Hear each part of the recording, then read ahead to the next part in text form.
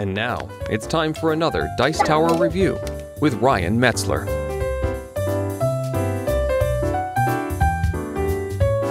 Hey everybody, it's Ryan Metzler here again, and today we're going to take a look at The Duke, which is an abstract game that I previewed before or during its Kickstarter campaign. So please make sure to take a look at that video for the gameplay.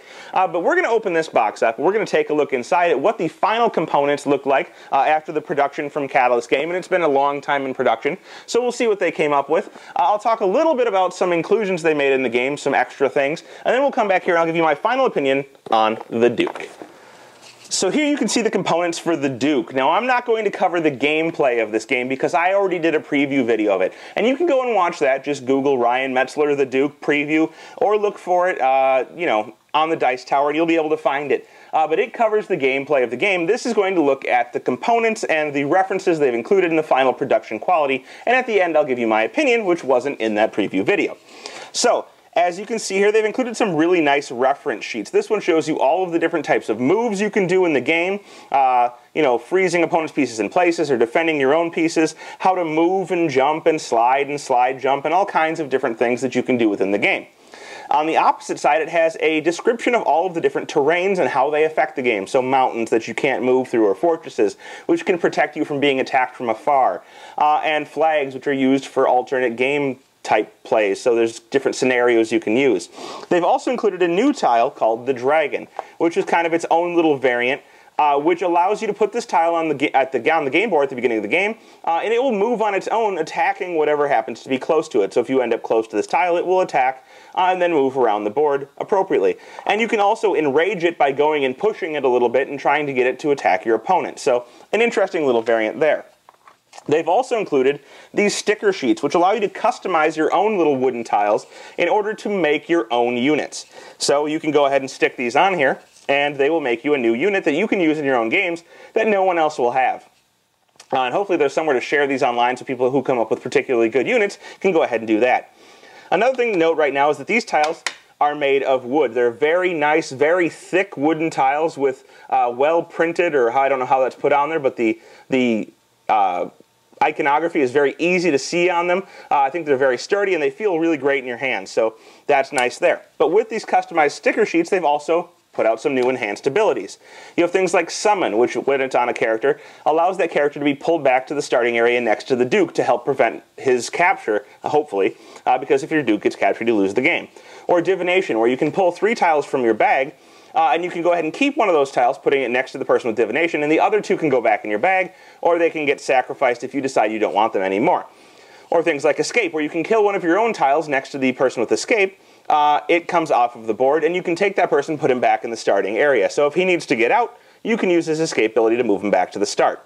And then you have an interesting one, which is called Ransom, which allows you to do one of 2 things. Either you can take one of the pieces you've captured from your opponent and give it back to them in the hopes of getting one of your tiles back, or you will get one of your tiles back, in order to put it back into your bag.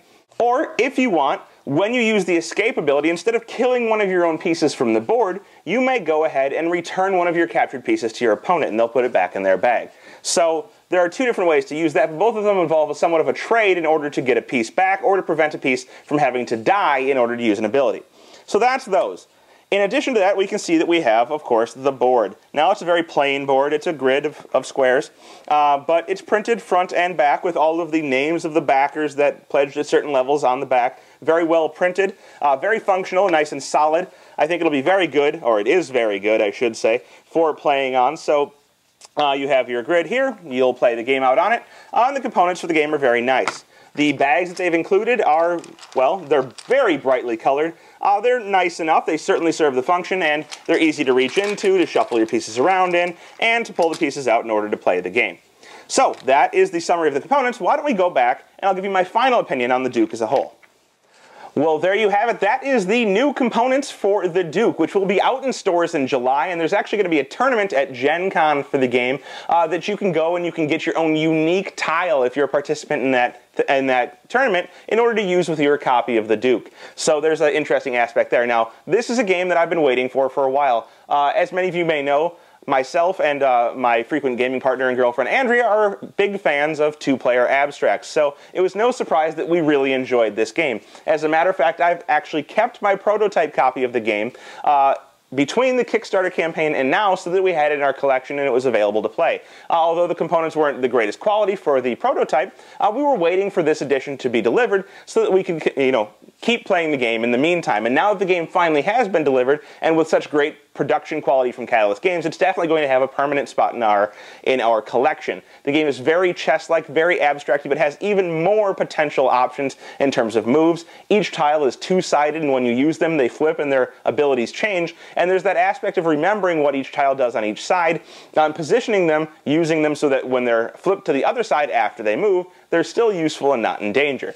So with all of that strategy, with all of the various choices you can make and the great production quality, this is an abstract I would suggest to anyone that they check out. This is the Duke from Catalyst Games. Thanks so much for watching the Dice Tower videos. Find more great videos and reviews as well as our top-rated audio podcast at Dicetower.com. You can also find other great shows at Dicetowernetwork.com. I'm Eric Summerer, and you've been watching The Dice Tower. The Dice Tower is sponsored by Cool Stuff Inc., where you can find great games for great prices.